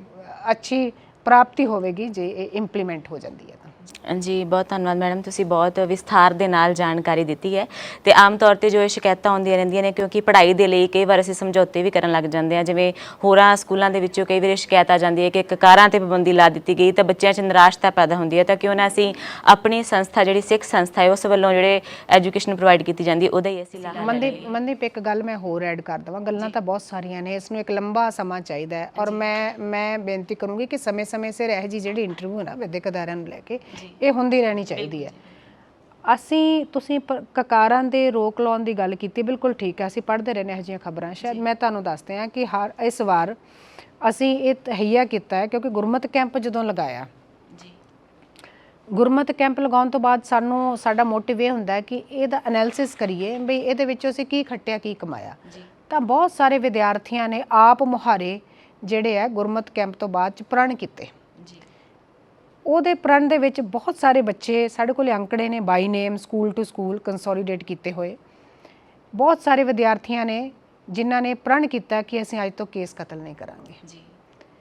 ਸੈਂਕੜੇ ਵਿਦਿਆਰਥੀਆਂ ਨੇ ਪ੍ਰਣ ਕੀਤਾ ਕਿ ਅਸੀਂ ਰੋਜ਼ ਗੁਰਦੁਆਰਾ ਸਾਹਿਬ, ਗੁਰੂ ਸਾਹਿਬ ਜੀ ਦੇ ਦਰਸ਼ਨ ਕਰਕੇ ਸਕੂਲ ਆਵਾਂਗੇ। ਬਹੁਤ ਸਾਰੇ ਵਿਦਿਆਰਥੀਆਂ ਨੇ ਪ੍ਰਣ ਕੀਤਾ ਕਿ ਅਸੀਂ ਅੰਮ੍ਰਿਤ ਛਕਾਂਗੇ, ਤੇ ਬਹੁਤ ਸਾਰਿਆਂ ਨੇ ਇਹ ਵੀ ਪ੍ਰਣ ਕੀਤਾ ਕਿ ਅਸੀਂ ਨਿਤਨੇਮ ਕਰਿਆ ਕਰਾਂਗੇ ਸਵੇਰੇ ਤੇ ਸ਼ਾਮ ਦਾ, ਔਰ ਅਸੀਂ ਗੁਰ ਇਤਿਹਾਸ ਤੇ ਆਪਣੇ ਜਿਹੜਾ ਸਿੱਖ ਇਤਿਹਾਸ ਤੋਂ ਵੀ ਜਾਣੂ ਹੋਵਾਂਗੇ। ਔਰ ਅਗਲੇ ਕੈਂਪ ਦਾ ਅਸੀਂ ਟੀਚਾ ਲੈ ਕੇ ਉਹ ਬੱਚੇ ਗਏ ਨੇ ਕਿ ਜਦੋਂ ਵੀ ਅਸੀਂ ਅਗਲੇ ਕੈਂਪ ਵਿੱਚ ਆਵਾਂਗੇ ਸਾਨੂੰ ਇੰਨੀਆਂ ਬਾਣੀਆਂ ਇਕੱਠੀਆਂ ਹੋਣਗੀਆਂ, ਇੰਨਾ ਇਤਿਹਾਸ ਸਾਡੇ ਜਿਹੜਾ ਉਹ ਜ਼ਬਾਨੀ ਯਾਦ ਹੋਵੇਗਾ, ਤੇ ਇੰਨਾ ਜਿਹੜਾ ਅਸੀਂ ਸੰਥਿਆ ਲੈ ਕੇ ਆਵਾਂਗੇ। ਸੋ ਇਹ ਜਿਹੜੇ ਇਹ ਟੀਚੇ ਨੇ, ਤੇ ਮੈਂ ਸਮਝਦੀ ਹਾਂ ਵੀ ਆਉਣ ਵਾਲੇ ਸਮੇਂ ਦੇ ਵਿੱਚ ਕੋਈ ਵੀ ਸੰਪੂਰਨਤਾ ਨਹੀਂ ਹੋ ਸਕਦਾ, ਬਟ ਇੰਨਾ ਕੁ ਜ਼ਰੂਰ ਵਿਸ਼ਵਾਸ ਦਵਾਉਂਦੇ ਹਾਂ ਕਿ ਜਿੰਨਾ ਚਿਰ ਗੁਰੂ ਸਾਹਿਬ ਕਿਰਪਾ ਕਰਨਗੇ, ਆਪਣੀਆਂ ਸੇਵਾਵਾਂ ਲੈਂਦੇ ਰਹਿਣਗੇ, ਅਸੀਂ ਆਪਣੇ ਟੀਚੇ ਤੇ ਮਨੋਰਥ ਵੱਲ ਜਿਹੜੇ ਆ ਉਹ ਵੱਧਦੇ ਹੀ ਜਾਵਾਂਗੇ। ਸੋ ਮੇਰੀਆਂ ਇੰਨੀਆਂ ਕੋਈ ਬੇਨਤੀਆਂ, ਇਹ ਸਾਰੀ ਸਮੂਹ ਸਿੱਖ ਸੰਗਤ ਨੂੰ ਵੀ ਹੱਥ ਜੋੜ ਕੇ ਬੇਨਤੀ ਹੈ ਕਿ ਜਿਹੜੀਆਂ ਸਮਾਜ ਦੇ ਵਿੱਚ ਅੱਜ ਕੱਲ੍ਹ ਸੋਸ਼ਲ ਮੀਡੀਆ 'ਤੇ ਕਈ ਵਾਰੀ ਜਿਹੜੀਆਂ ਰਿਊਮਰਸ ਪੈ ਜਾਂਦੇ ਆ, ਕੋਈ ਅਫਵਾਹਾਂ ਜਾਂ ਕੋਈ ਹੋਰ, ਜਿਵੇਂ ਤੁਸੀਂ ਕਹਿ ਰਹੇ ਸੀ ਕਿ ਸ਼੍ਰੋਮਣੀ ਕਮੇਟੀ ਤੇ ਇਹ ਹਮੇਸ਼ਾ ਹੀ ਇਹ ਕਿਹਾ ਜਾਂਦਾ ਹੈ ਕਿ ਵਿਦਿਅਕ ਅਦਾਰਿਆਂ ਲਈ ਕੁਝ ਨਹੀਂ ਕਰ ਰਹੀ ਜਾਂ ਇਹਨਾਂ ਦੇ ਵਿਦਿਅਕ ਅਦਾਰੇ ਕੁਝ ਨਹੀਂ ਕਰ ਰਹੇ। ਸੋ ਆਪਾਂ ਇਹ ਜਿਹੀਆਂ ਅਫਵਾਹਾਂ ਵੱਲ ਧਿਆਨ ਨਾ ਦੇ ਕੇ ਇੱਕ ਵਾਰ ਆਪਣੀਆਂ ਸੰਸਥਾਵਾਂ ਦੇ ਨਾਲ ਜੁੜੀਏ। ਇਹ ਸਾਰੀ ਸਿੱਖ ਕੌਮ ਦੀਆਂ ਸੰਸਥਾਵਾਂ ਨੇ ਤੇ ਹਰੇਕ ਸਿੱਖ ਦਾ ਇੱਕ ਕੌਮੀ ਫਰਜ਼ ਵੀ ਬਣਦਾ ਹੈ ਕਿ ਇਹਨਾਂ ਸੰਸਥਾਵਾਂ ਦੀ ਅਪਲਿਫਟਮੈਂਟ ਲਈ ਆਪਣਾ ਬਣਦਾ ਜਿਹੜਾ ਯੋਗਦਾਨ ਜ਼ਰੂਰ ਪਾਵੇ। ਸੋ ਇੰਨੀਆਂ ਕੁ ਬੇਨਤੀਆਂ ਕਰਦੀ ਹੋਈ ਮੈਂ ਵਾਹਿਗੁਰੂ ਜੀ ਕਾ ਖਾਲਸਾ ਵਾਹਿਗੁਰੂ ਜੀ ਕੀ ਫਤਿਹ। ਸੋ ਇਹ ਸਨ ਮੈਡਮ ਸਤਵੰਤ ਕੌਰ ਜੀ। ਵੈਸੇ ਤਾਂ ਭੈਣ ਜੀ ਕਿਸੇ ਪਹਿਚਾਣ ਦੇ ਮੁਹਤਾਜ ਨਹੀਂ, ਪਰ ਫਿਰ ਵੀ ਕਈ ਵਾਰ ਦਰਸ਼ਕ ਨਵੇਂ ਹੁੰਦੇ ਨੇ। ਅਸੀਂ ਦੱਸ ਦਈਏ ਕਿ ਸੰਤ ਗਿਆਨੀ ਕਰਤਾਰ ਸਿੰਘ ਜੀ ਖਾਲਸਾ ਭਿੰਡਰਾਂ ਵਾਲਿਆਂ ਦੇ ਸਪੁੱਤਰ ਅਤੇ ਆਲ ਇੰਡੀਆ ਸਿੱਖ ਸਟੂਡੈਂਟ ਫੈਡਰੇਸ਼ਨ ਦੇ ਪ੍ਰਧਾਨ ਸ਼ਹੀਦ ਭਾਈ ਅਮਰੀਕ ਸਿੰਘ ਜੀ ਦੀ ਸਪੁੱਤਰੀ ਨੇ, ਜਿਨ੍ਹਾਂ ਨੇ ਕਿ 1984 ਵਿੱਚ ਜਦੋਂ ਭਾਰਤੀ ਹਕੂਮਤ ਨੇ ਸ੍ਰੀ ਦਰਬਾਰ ਸਾਹਿਬ ਤੇ ਹਮਲਾ ਕੀਤਾ ਤਾਂ ਆਪ ਜੀ ਨੇ ਸ਼ਹੀਦੀਆਂ ਪ੍ਰਾਪਤ ਕੀਤੀਆਂ। ਕਈ ਵਾਰ ਇਹ ਵੀ ਸਵਾਲ ਸਾਡੇ ਮਨਾਂ ਵਿੱਚ ਹੁੰਦਾ ਹੈ ਕਿ ਸ਼੍ਰੋਮਣੀ ਗੁਰਦੁਆਰਾ ਪ੍ਰਬੰਧਕ ਕਮੇਟੀ ਸ਼ਹੀਦਾਂ ਦਾ ਮਾਣ ਸਤਿਕਾਰ ਨਹੀਂ ਕਰ ਰਹੀ। ਤਾਂ ਅਸੀਂ ਆਪ ਜੀ ਨੂੰ ਦੱਸ ਦਈਏ ਕਿ ਭੈਣ ਸਤਵੰਤ ਕੌਰ ਜੀ ਸਹਾਇਕ ਡਾਇਰੈਕਟਰ ਸਕੂਲਸ ਨੇ SGPC ਦੇ, ਜਿਨ੍ਹਾਂ ਨੇ ਬਹੁਤ ਸੋਹਣੇ ਸ਼ਬਦਾਂ ਦੇ ਵਿੱਚ ਅੱਜ ਸ਼੍ਰੋਮਣੀ ਗੁਰਦੁਆਰਾ ਪ੍ਰਬੰਧਕ ਕਮੇਟੀ ਦੇ ਵਿਦਿਅਕ ਅਦਾਰਿਆਂ ਅਤੇ ਦਿੱਤੀਆਂ ਜਾ ਰਹੀਆਂ ਸਹੂਲਤਾਵਾਂ ਬਾਰੇ ਆਪ ਜੀ ਨੂੰ ਜਾਣੂ ਕਰਵਾਇਆ ਹੈ ਜੀ। ਫਿਰ ਮੁਲਾਕਾਤ ਹੋਵੇਗੀ। ਹੁਣ ਤੁਸੀਂ ਮੈਨੂੰ ਦਿਓ ਆਗਿਆ। ਵਾਹਿਗੁਰੂ ਜੀ ਕਾ ਖਾਲਸਾ ਵਾਹਿਗੁਰੂ ਜੀ ਕੀ ਫਤਿਹ।